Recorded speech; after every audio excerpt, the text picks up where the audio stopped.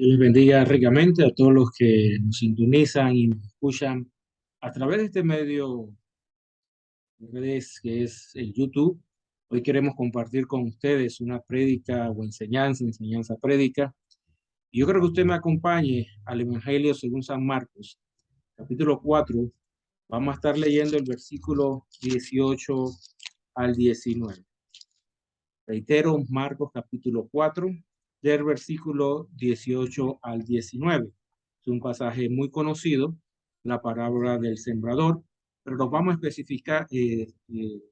enfocar específicamente en una de estas características que muestra esta parábola. En Marcos capítulo 4, versículo 19 en adelante, dice de la siguiente manera: pero los afanes de este siglo y el engaño de las riquezas y las codicias de otras cosas entran y ahogan la palabra y se hace infructuosa. Leemos desde el 18. Estos son los que fueron sembrados entre espinos, los que oyen la palabra, pero los afanes de este siglo y el engaño de las riquezas y las codicias de otras cosas entran y ahogan la palabra y se hace infructuosa. Padre, te damos gracias, Señor, porque tú nos permites una vez más, Señor, exponer tu palabra. Que tu Espíritu Santo, Señor, pueda guiarnos, Señor. Que tu Espíritu Santo nos hable mucho más allá de lo que puedan expresar las palabras, nuestras expresiones, Señor. Que este mensaje sea edificación para tu iglesia, Señor, y que el nombre de Jesucristo sea glorificado. Reprendemos todo espíritu contrario, todo lo que no es tuyo, lo atamos, lo reprendemos y lo echamos fuera. En el nombre de Jesús te damos gracias, Señor. Amén y amén. En los últimos 20 años estamos viviendo una situación a nivel mundial, sobre todo en las iglesias pentecostales, en las iglesias evangélicas. Paulatinamente estamos viendo cómo se ha ido tergiversando, se ha ido leudando el evangelio, a tal punto que hoy estamos más interesados en seguir estilos, expresiones, comportamientos que traigan aplausos, que nos permitan atraer personas, multitudes y tener algún tipo de reconocimiento. Esto empezó con la aparición de las redes sociales. La aparición de las redes sociales a inicio del siglo XX, poco a poco, en vez de convertirse en una bendición, que definitivamente lo es si lo usamos correctamente, ha ido distorsionando a muchos hombres y mujeres de Dios y que se han ido desviando en parte por lo que acabamos de leer en este versículo. Y hemos ido cayendo en un autoengaño y en algunos casos engaños deliberados para conseguir algunas cosas. Hoy queremos expresar tres ideas, tres pensamientos de ese autoengaño, ya sea por ignorancia o deliberado, que está afectando las iglesias a nivel mundial, que está afectando nuestro crecimiento espiritual y está llevando una nueva generación de cristianos posiblemente a perder el norte de lo que es realmente el Evangelio de nuestro Señor Jesucristo. Este es un mensaje que para muchos ministros y ministras de Dios les va a resultar incómodo, les va a resultar retador, nos va a confrontar. En otros nos va a hacer reaccionar, corregir, y en otros nos va a alegrar el corazón y el alma. No es nuestra intención ni agradar ni desagradar a nadie, sino enseñar y predicar lo que la Biblia dice. En este pasaje que acabamos de leer, el Señor Jesucristo nos habla de un grupo de personas en las cuales se siembra una semilla, pero usando la parábola, los espinos ahogan esas palabras por tres razones. Observe que esa palabra creció y echó raíces y brotó y se levantó el tallo e iba bien, pero ciertas circunstancias de la vida y del ministerio fueron tergiversándolos y ahogaron. Se habla de los afanes de este siglo, el engaño de las riquezas y las codicias de otras cosas. Yo quiero que usted me acompañe en un tema interesante y polémico que está afectando la credibilidad de la iglesia por el comportamiento de algunos de nosotros, lo que estamos llamados por Dios a enseñar, a ministrar y a guiar al pueblo. Es acerca de los diezmos. Yo creo que usted me acompañe al libro de Números. En el libro de Números, capítulo 18 nos narra y nos enseña un poquito acerca de las características del diezmo. Y vamos a leerla. ¿Qué dice la Escritura?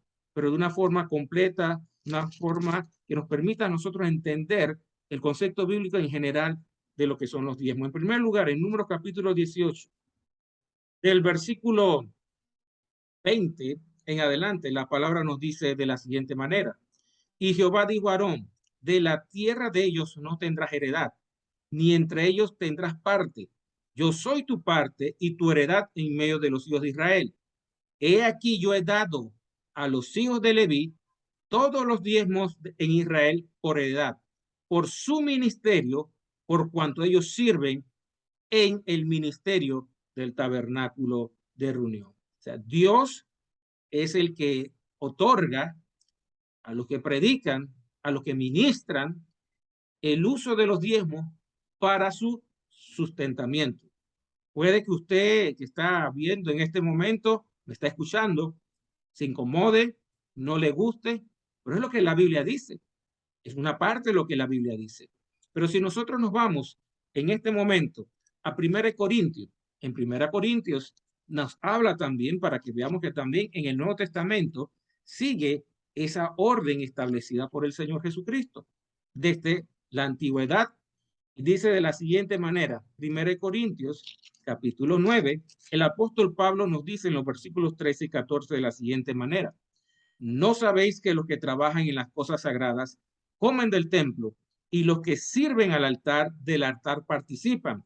Así también ordenó el Señor a los que anuncian el evangelio que vivan del evangelio. O sea, es una orden que los que anuncian el evangelio vivan del evangelio. O sea que tanto en el Antiguo como en el Nuevo Testamento, Dios provee el sustento para los que se entregan completamente a la obra del Señor y son llamados por Dios a la obra a tiempo completo para sustentar sus necesidades, su familia y su hogar por causa del ministerio y la obra que Dios da. Sin embargo, esa realidad es importante que viene de Dios. Lastimosamente, han habido circunstancias en que por ignorancia, por desconocimiento o incluso por ocultamiento, algunos ministros no enseñan la verdad completa de Dios. ¿Qué es lo que dice la Biblia sobre los diezmos y las formas de utilizarlos y el principio de los diezmos en la Biblia? Si usted me acompaña en Deuteronomio, en el Antiguo Testamento, en el capítulo 14, y léalo conmigo, búsquelo ahí en su Biblia. Deuteronomio capítulo 14 nos dice de la siguiente manera, del versículo 28 en adelante. Al fin de cada 3 años, sacarás todo el diezmo de tus productos de aquel año y lo guardarás en tus ciudades. Y vendrá el levita, que no tiene parte ni heredad contigo, y el extranjero, el huérfano y la viuda que hubiera en tus poblaciones comerán y serán saciados, para que Jehová tu Dios te bendiga en toda obra que tus manos hiciesen. Observe que el diezmo tenía un componente social. No es solamente para el sostén de los ministerios. Estaba diseñado para proveer las necesidades de un grupo de personas de bajos recursos. Eso es lo que dice la Escritura, que en el tercer año, el diezmo de ese año era recaudado para quienes, dice el versículo 29, y vendrá el levita, que no tiene parte ni heredad contigo, y el extranjero, el huérfano y la viuda que hubieran en tus poblaciones, y comerán. ¿Quiénes comerán ese diezmo? Porque antes se diezmaba en especie, no en dinero, porque esa era la forma en que se movía la economía. Por especie, el ganado, los alimentos que se cultivaban, etcétera. Y ellos, ¿quiénes? El levita, el extranjero, la viuda y el huérfano, comerán de ese diezmo que se reservó en el tercer año y serán saciados para que Jehová tu Dios te bendiga en toda obra que tus manos hiciesen. Y ese mismo concepto lo vemos en el Nuevo Testamento. La misma idea la vemos en el Nuevo Testamento, expresada de otra manera. Y lo podemos ver en los pasajes, en el mismo pasaje, en el mismo capítulo que vimos hace unos minutos. Si usted me acompaña nuevamente a Primera de Corintios, vamos a Primera de Corintios, capítulo 9, versículo 11, dice de la siguiente manera, 11 y 12. Si nosotros, dice el apóstol Pablo, sembramos entre vosotros lo espiritual, ¿es gran cosa si segáramos de vosotros lo material? Pablo está diciendo, yo estoy ministrando. Si recojo lo económico, ¿sería gran cosa? Esa es la pregunta que se hace el apóstol Pablo. Pero mire lo que dice el versículo 12. Si otros participan de este derecho sobre vosotros, ¿cuánto más nosotros? Porque en la iglesia de Corinto estaban dando la ofrenda a personas que predicaban y enseñaban. Y el apóstol Pablo, que fundó la iglesia en Corinto, dice, yo también tengo ese derecho. Pero mire lo que dice él. Pero no hemos usado de este derecho, sino que lo soportamos todo por no poner ningún obstáculo al evangelio de Cristo. La actitud del apóstol Pablo era que a pesar de tener ese derecho, él en la iglesia de Corintios no lo exigía para que el evangelio no tuviera un obstáculo. Pablo en muchas ocasiones inclusive trabajó. La Biblia nos dice en Hechos de los Apóstoles y en Primera de Tesalonicenses que Pablo, él trabajaba con sus manos para no ser tropiezo. En Corintios también. Él buscaba sus recursos propios a pesar de ser apóstol y haber sido llamado a tiempo completo. En otras ocasiones recibió ofrendas de otras iglesias mientras estaba en un lugar. Pero Pablo tenía el concepto claro que el derecho que tenía no lo iba a usar de una manera que provocara un obstáculo y tropiezo en el evangelio. Y esa idea la vemos inclusive en el versículo 15 en adelante de este mismo capítulo. Dice así el apóstol Pablo, pero yo de nada de esto me he aprovechado, ni tampoco he escrito esto para que se haga así conmigo, porque prefiero morir antes que nadie desvanezca esta mi gloria. Pues si anuncio el evangelio, no tengo por qué gloriarme, porque me es impuesta necesidad. Y hay de mí si no anunciase el evangelio. Por lo cual, si lo hago, de buena voluntad recompensa tendré. Pero si de mala voluntad, la comisión me ha sido encomendada. ¿Cuál es mi galardón? Que predicando el evangelio, presente gratuitamente el evangelio de Cristo, para no abusar de mi derecho en el evangelio. No abusar en mi derecho al evangelio. Ese es uno de los problemas que está afectando a la iglesia. Y nos incomodamos cuando los inconversos muchas veces critican y decimos que es un ataque contra la iglesia. No, no es un ataque contra la iglesia. Es evidente que muchos de nosotros los ministros estamos abusando del derecho que la Biblia nos da. Pablo se tenía ese derecho. Sí tienes derecho, sí, pero también hay abuso de ese derecho. Y está afectando a la iglesia. Y no le estamos enseñando a las nuevas generaciones los principios bíblicos de administrar los recursos que Dios nos da. La Biblia es muy clara y nos dice taxativamente y sin ninguna equivocación que los diezmos provienen de Dios, que los diezmos le pertenecen a Dios y los diezmos Dios los entrega para sustentar la vida familiar del ministro y para las necesidades sociales y de la obra de Dios. Cuando el ministro recibe los diezmos, siguen siendo de Dios, no dejan de ser de Dios. En ese momento no se convierten en un patrimonio particular y personal. Siguen siendo algo sagrado que Dios otorgó al ministro.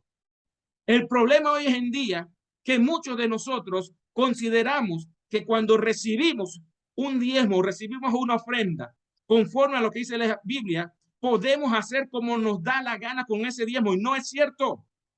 Ese diezmo sigue perteneciéndole a Dios y nosotros debemos ser fieles administradores, administradores correctos de lo que Dios nos ha dado. La Biblia nos enseña que debemos ser buenos administradores de los misterios de Dios. Nos dice el apóstol Pablo en 1 Corintios capítulo 4, versículo 1 y 2, pero es necesario que ese administrador sea hallado fiel. Y debemos en esa fidelidad usar los recursos que Dios nos ha dado, entender que no nos pertenecen, aunque Dios nos los ha entregado, y debemos administrarlo con sabiduría, con inteligencia y con prudencia.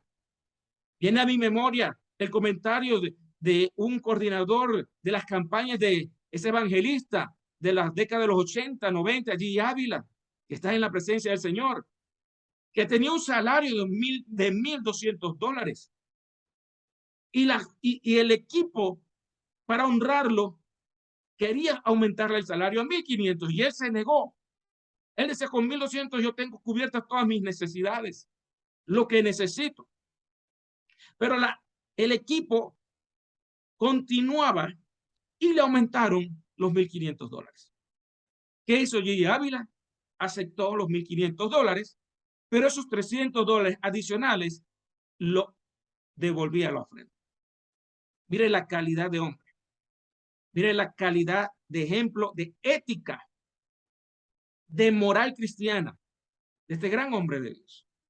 ¿Cuánto hace falta hoy enseñarle a los ministros que los diezmos no son una propiedad privada?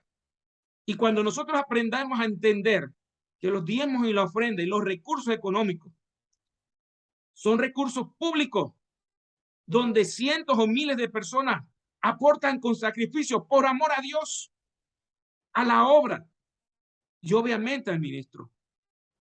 Y que nosotros tenemos la responsabilidad de administrar eso con honradez, con transparencia y con prudencia. Como dice el apóstol Pablo, para no poner tropiezo al evangelio de nuestro Señor Jesucristo. Hoy hay tropiezo por el abuso de ese derecho. Y eso es lo que está trayendo descrédito a la obra de Dios. No es ataque del diablo. No, somos nosotros que no estamos haciendo lo correcto conforme a la palabra. Y lo peor que queremos imitar, ese tipo de comportamientos. No, hermano mío, tenemos que volver a la Escritura. Tenemos que volver a la Escritura. En esa prudencia del apóstol Pablo, en esa ecuanimidad del apóstol Pablo, en ese enfoque del apóstol Pablo, que está escrito ahí en la Escritura para ejemplo de nosotros. Y eso nos enseña la Biblia. Mire lo que nos enseña Marcos capítulo 7.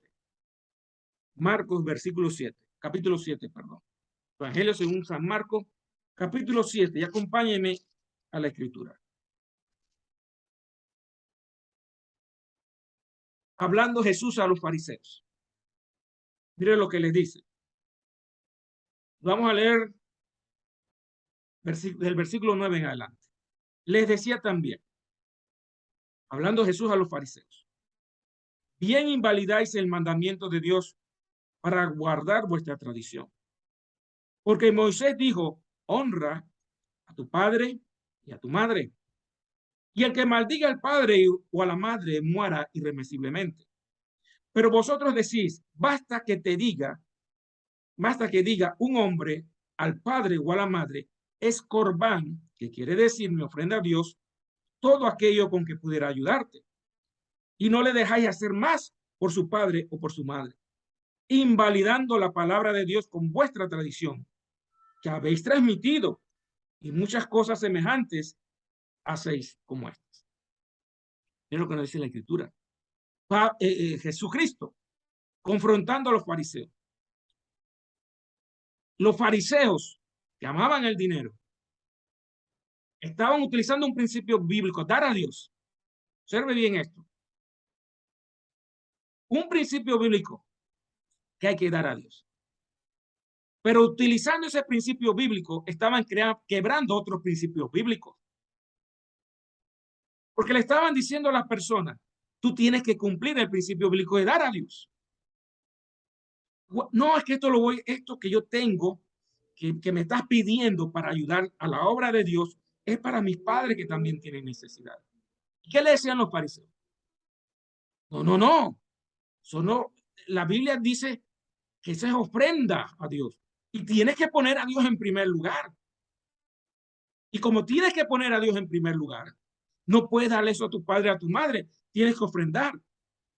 Recordemos que ellos se beneficiaban del sistema económico, igual que los sacerdotes, los fariseos y los escribas. Mira hasta qué punto, utilizando un principio bíblico, se quebrantaba a otros. Y Jesús les dijo, hipócritas. Hipócritas le llamó Jesús. Porque estaban quebrantando el mandamiento de honrar padre y madre. Y eso está ocurriendo hoy en día. Porque no queremos enseñar la Biblia completa. La Biblia dice que el que no provee para su casa es peor que el impío, es peor que el inconverso. No podemos utilizar principios de la palabra para quebrantar otros principios de la palabra. No podemos hacer eso.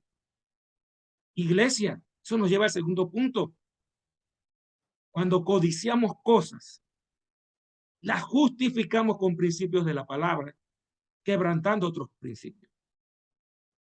La Biblia hay que comprenderla de Génesis y Apocalipsis, interpretarla de Génesis y Apocalipsis, todos los temas, para tener esa visión completa y no caer en estos errores. Por ejemplo, no podemos, con el principio de decir la verdad, ser grosero con las personas, ser patanes con las personas o dar golpes de estado en las iglesias. Hoy se levantan personas que se llaman, autodenominan profetas y hablan quizás la palabra de Dios, pero quieren quitar a los pastores de los púlpitos, quieren dar golpes de estado en las iglesias. Mire, si Dios puso un pastor en una iglesia, es Dios el que lo quita. En Apocalipsis se habla de las 7 iglesias, unas buenas, unas más o menos y otras muy malas. Pero el que tenía la autoridad de poner y quitar era Dios, no el hombre. Y con el principio de la verdad queremos hacer golpes de estado. Y se está levantando una generación rebelde que no entiende los principios de obediencia y sometimiento y la diferencia que hay. La obediencia es absoluta a Dios, no a los hombres. Pero sí tenemos que someternos a todas las autoridades. Vemos los ejemplos de los profetas. Por muy malo que fuera un rey, por muy corrupto que fuera un rey, ni Elías, ni Jeremías, ni ninguno de los profetas que tuvieron que enfrentar reyes malos y perversos, nunca intentaron quitar al rey del poder, por muy malo que fuera. Le enseñaban la palabra, le declaraban la voluntad de Dios, pero nunca intentaron hacer un golpe de estado. Hubo un hombre llamado Coré, Datán y Abiram, que diciendo ciertas verdades bíblicas, quiso dar un golpe de estado al hombre de Dios, que es Moisés. Eso no lo podemos hacer. El que pone y el que quita es Dios.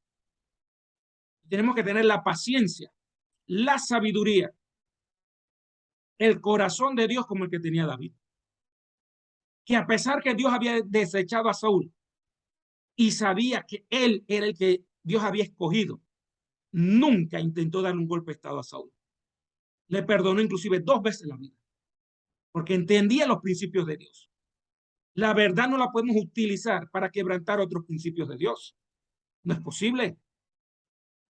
Los apóstoles fueron llamados por el Sanedrín y se les prohibió predicar el nombre de Jesucristo. Y obviamente no obedecieron, porque era mejor obedecer a Dios que a los hombres. Pero sin embargo, se sometieron a la autoridad. La autoridad los metía presos, y iban tranquilos presos. Hoy en día, nosotros los pentecostales sobre todo, si estamos predicando la verdad de Dios, si estamos enseñando la verdad de Dios, que alguien, una autoridad nos pone en disciplina, o una autoridad judicial o política, nos queremos romper las vestiduras y amenazar y proferir juicio de maldición contra la autoridad. ¿Quién eres tú, hijo del diablo? ¿Qué me vas a enviar a meter preso? ¿Qué me vas a decir? ¿Qué me vas a poner? Yo estoy diciendo la verdad. Yo soy hijo de Dios, te va a caer. No, no, no, no. Incluso los profetas hablaban de parte de Dios. Cuando el rey los ponía presos, iban tranquilos y se sometían, iban a la prisión, iban al foso. Sabían que era algo injusto.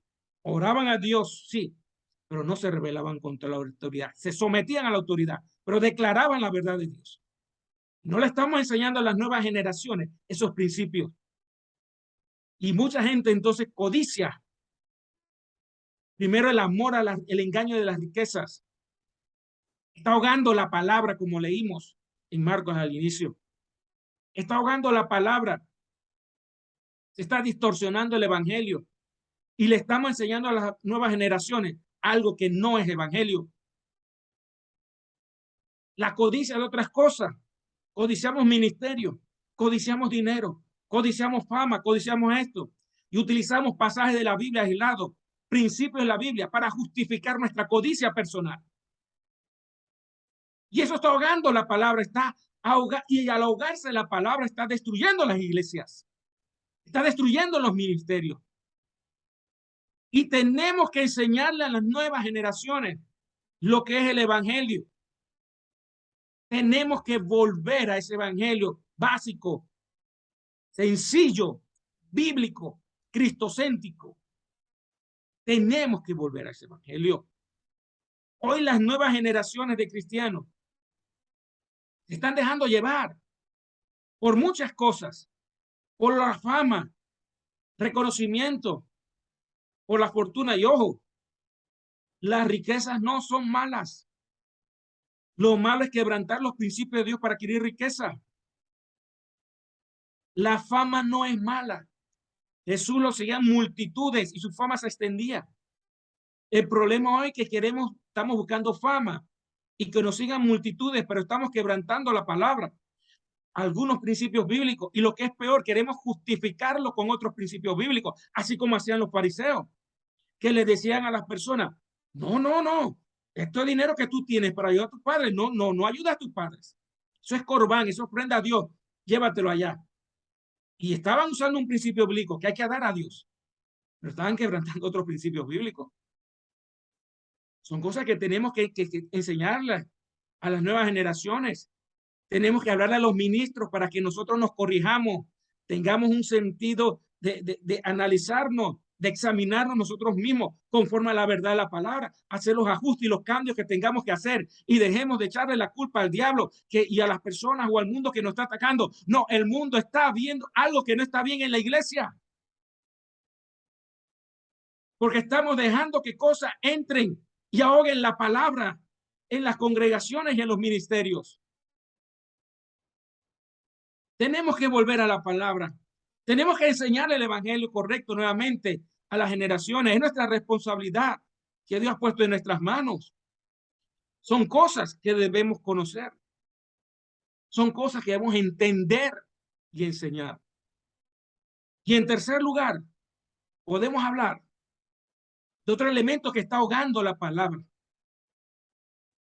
Y es la distorsión de la expresión guardar un buen testimonio, que ha caído en guardar la apariencia y la imagen y nos ha vuelto hipócritas y hasta un extremo nos ha llevado a ser personas que idolatrizamos la imagen personal, que nuestro Dios es nuestra imagen personal. Nuestro Dios es lo que proyectamos. Estamos dispuestos a hacer cualquier cosa para mostrar una imagen, entre comillas, guardar el testimonio. Definitivamente la Biblia nos enseña de guardar el testimonio. En Hechos capítulo 6, versículo 13, habla de los requisitos para los diáconos. Y uno de los requisitos es que tuvieran buen testimonio. La Biblia habla del buen testimonio. En 1 Timoteo capítulo 3, versículo 7, habla de los requisitos del obispo. Dice que tengan buen testimonio con los de afuera para no quedar en descrédito, para que tengan una conducta correcta. El buen testimonio es parte de la cultura cristiana. Está en la Biblia. Pero nosotros hemos distorsionado eso. Y le voy a poner un ejemplo muy sencillo. En Mateo capítulo 5, versículos 11 y 12, la Biblia nos enseña, Jesús hablando de las bienaventuranzas. Bienaventurados sois cuando por mi causa os vituperen y digan toda clase de mal contra vosotros mintiendo. Gozaos y alegraos, porque grande es vuestro galardón en los cielos, porque así persiguieron a los profetas que fueron antes de vosotros. Entonces yo me pregunto, si alguien me está difamando, si alguien te está difamando, si alguien está mintiendo, tu testimonio no será afectado. Tu testimonio por un tiempo no caerá en descrédito. Observe lo que la Biblia nos enseña. En primer lugar, mi testimonio, su testimonio, nuestro testimonio, tiene que estar bien a los ojos de Dios.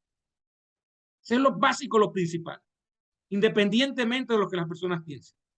Pero por hacer lo correcto y lo que la Biblia enseña, va a haber momentos que te van a desacreditar, van a levantar falsos testimonios, van a manchar tu imagen, van a desacreditarte.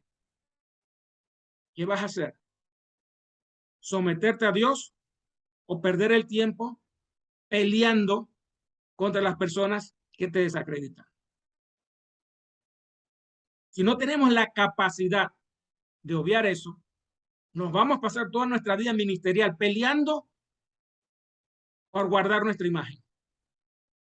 La Biblia me enseña que lo que piensen los hombres no es lo más importante. Siempre y cuando yo tenga una conducta real o recta conforme a lo que dice la palabra. Porque hay gente, y perdóname que se lo diga de esta manera, sinvergüenza, cínica, que saben que están en pecado, que saben que están mal, y se paran en los púlpitos y se paran en las redes sociales a decir, a mí no me importa lo que digan los hombres, pero tú sabes que estás en pecado, tú sabes que estás mal, tú sabes que estás fuera de orden. Y tratamos de justificar nuestro pecado y nuestros deslices diciendo que no nos importa lo que dicen los hombres. Y caemos en un cinismo que está destruyendo a muchas iglesias porque no nos queremos corregir. Este pasaje de la bienaventuranza es claro. Mintiendo.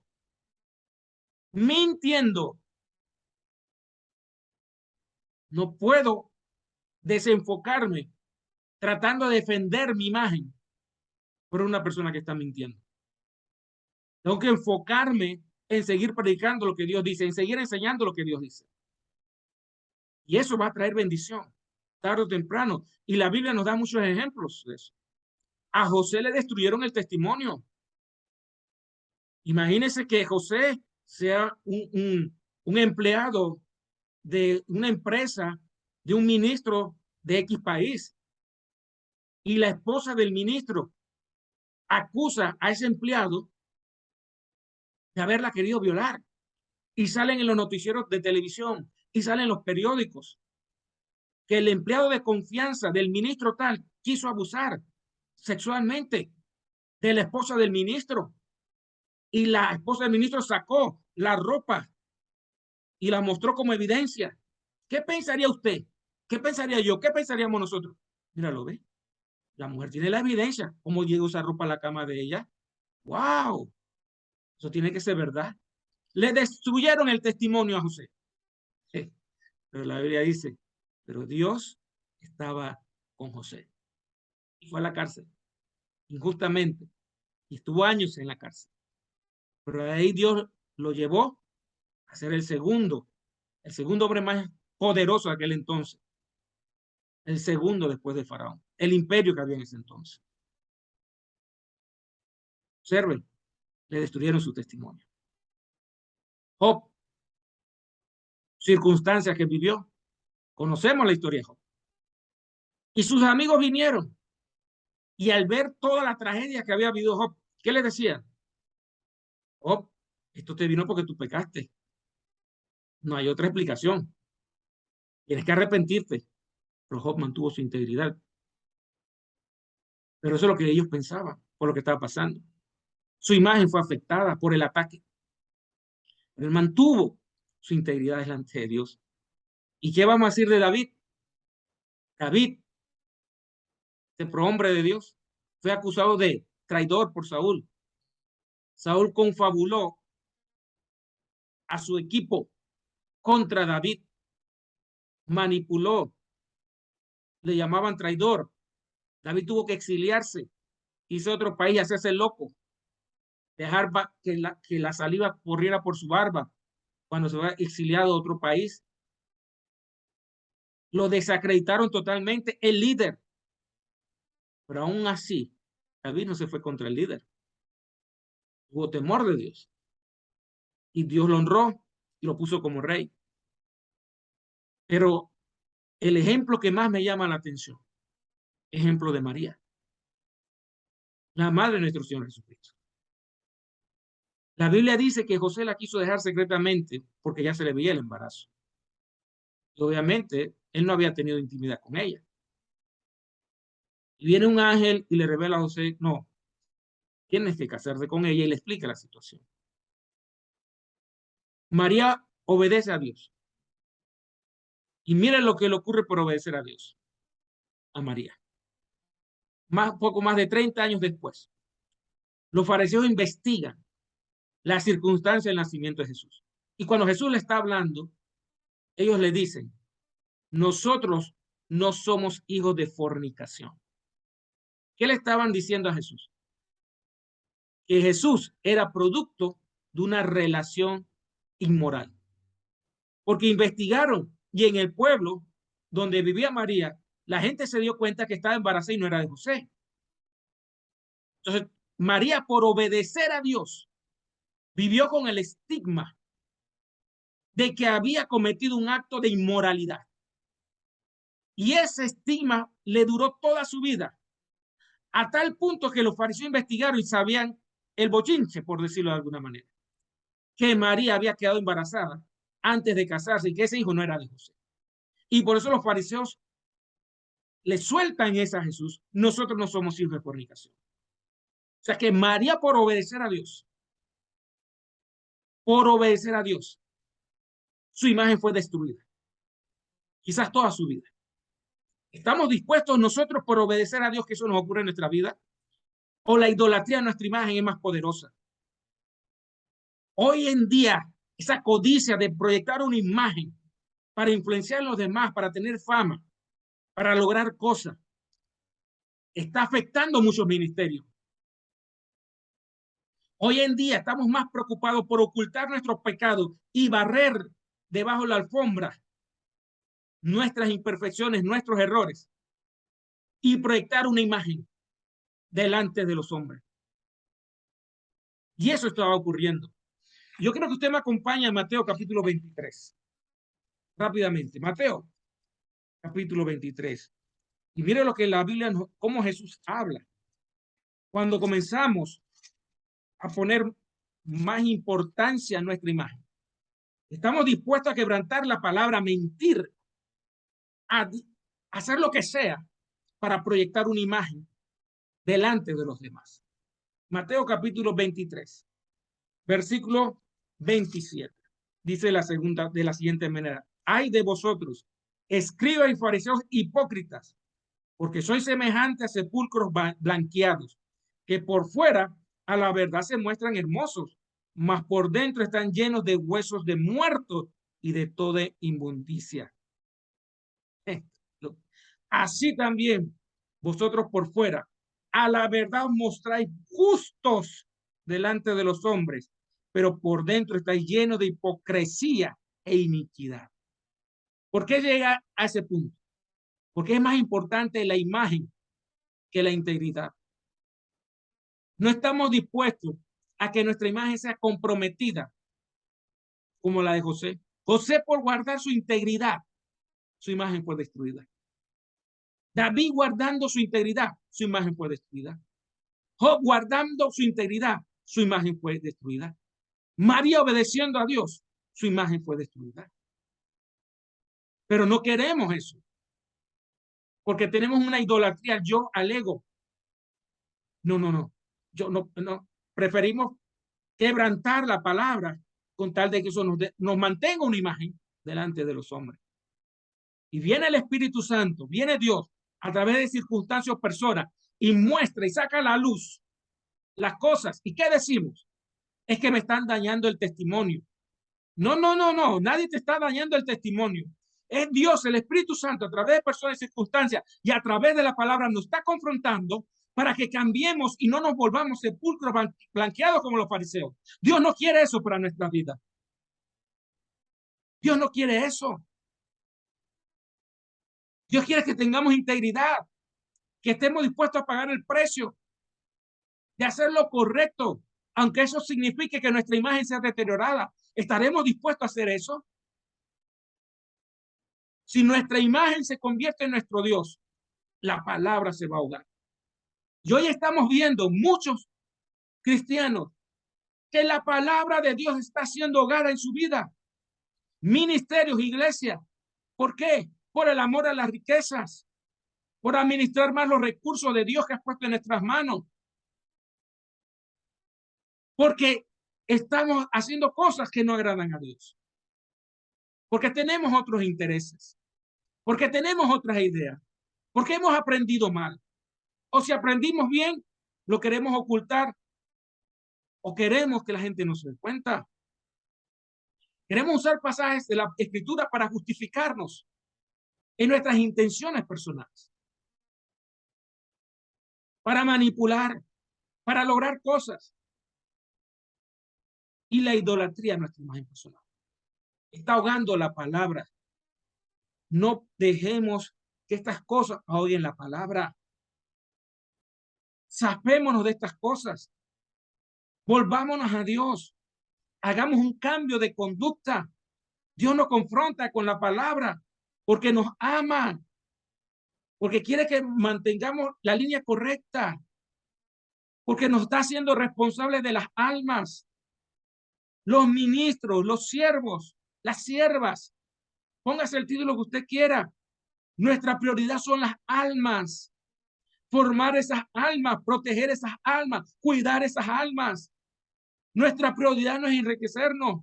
Nuestra prioridad no es manipular usando pasajes de la palabra. Nuestra prioridad no es nuestra imagen. A Pablo no le importaba su imagen con tal de defender y cuidar la iglesia. Tenemos que imitar a Pablo como él era imitador de Cristo. Proteger a la iglesia, cuidar las almas, enseñarles correctamente. Es nuestra labor. Porque Dios es el que nos va a pedir cuentas. Hagamos los cambios necesarios. Ya abramos nuestros ojos. Que tenemos que hacer estos cambios. Que tenemos que corregirnos. Que tenemos que hacer las cosas bien nuevamente. Enseñarle a las nuevas generaciones. Enseñarles el evangelio correcto que nos enseña la palabra. Y un evangelio también con poder, con milagros, con señales para la honra y la gloria de Dios. Porque los milagros y las señales son testimonio de que Jesucristo ha resucitado. No utilicemos los dones de Dios para beneficio propio. Tengamos temor de Dios. Volvamos a la senda antigua. Ayudarnos mutuamente a encaminarnos como la Biblia nos enseña. ¿Vamos a cometer errores? Sí. Somos humanos. Tenemos debilidades, imperfecciones, pero para eso está la palabra. Guía, que nos orienta, que nos redarguye, que nos exhorta, que abre nuestros ojos, como dice la Escritura. Lámpara es a mis pies tu palabra y lumbrera a mi camino. Qué lámpara más preciosa, qué lumbrera más preciosa. Esa palabra que alumbra en medio de la oscuridad. Esa palabra que alumbra nuestro camino y nos muestra hacia dónde vamos, si vamos por el camino correcto o no. La importancia de la palabra, entender la palabra, ame la palabra, atesore la palabra, déjese guiar por la palabra y vivamos el evangelio integral. Permítame orar. Orar por los ministros, orar para que Dios sane, dé testimonio a través de esas sanidades que Jesucristo ha resucitado. Orar para que Dios bautice con el Espíritu Santo, llene del Espíritu Santo a su iglesia, a su pueblo. Padre, En este momento venimos delante de ti, Señor. Oramos por tus siervos y tus siervas, para que nos cuidemos mutuamente, Señor, para que nos ayudemos mutuamente, Señor, según el don que Dios nos ha dado a cada uno de nosotros, Señor. Encamina nuestros corazones, nuestras mentes, Señor, a vivir tu palabra, a hacer lo correcto, Señor, a amar tu palabra, a amar las almas, a proteger a tu pueblo, a proteger, Señor, a tu iglesia, a cada alma, Señor, enseñándole lo correcto, guiándole, Señor, conforme a tu voluntad, Señor, porque tú nos demandarás, Señor, cada alma que tú has puesto en nuestras manos. Llénanos de tu temor, Señor, del temor de Dios, Señor, que es el principio de la sabiduría, Señor, para proteger esas almas que tú pagaste un precio muy grande por ellas. Padre, son tus ovejas. Tú moriste en la cruz por ellas. Derramaste tu sangre por ellas en la cruz. No permitas que se pierdan tus almas, Señor. No permitas que nuestros errores las desvíen, Señor. Cuida tu pueblo, cuida tus ovejas. Tú pagaste un precio grande por esas ovejas. Padre, en el nombre de Jesús, Señor, reprendemos todo espíritu de enfermedad, Señor, para que el nombre de Jesucristo sea glorificado, para testimonio de que Jesucristo ha resucitado y está vivo. Padre, reprendemos toda enfermedad, todo cáncer, Señor, todo problema cardiovascular, Señor, en el nombre de Jesús, Señor, todo problema en la vista, en los riñones, Señor, lo atamos, lo reprendemos, lo echamos fuera en el nombre de Jesús. Todo problema mental, Padre, lo atamos, lo echamos fuera en el nombre de Jesús, Señor. Desatamos sanidades conforme a tu palabra, Señor. Creemos, Señor, que tú viniste a deshacer las obras del diablo, Señor. Y en el nombre de Jesús, que sobre todo nombre es impartida sanidad sobre tu pueblo, sobre tu iglesia, sobre tus escogidos, conforme a tu palabra. Estas señales se irán a los que creen en mi nombre, echarán fuera demonios, pondrán las manos sobre los enfermos y sanarán. Padre, desatamos milagros de sanidad sobre tu pueblo, Señor. Padre, llena con tu Espíritu Santo, bautiza con tu Espíritu Santo, fortalece a tu iglesia, Señor, en este momento, con la evidencia de hablar en otras lenguas, a los que están oyéndonos en los hogares, en las iglesias, Señor, en las cárceles, Señor, en los hospitales. Allí tu mano sanadora, allí tu mano, Señor, de renovación, de llenura del Espíritu Santo, venga sobre ellos ahora en el nombre de Jesús, Señor. Abrázalos con tu amor, con tu misericordia, con tu poder, Señor. Quebranta, Señor, vidas, transforma vidas con tu presencia, que descienda tu presencia en esos lugares, en esos hogares, en esas casas, en esos carros. Padre, ahora en el nombre de Jesús, tu presencia que sana, tu presencia que liberta, tu presencia que llena con el poder de tu Espíritu Santo, en el nombre de Jesús, Señor.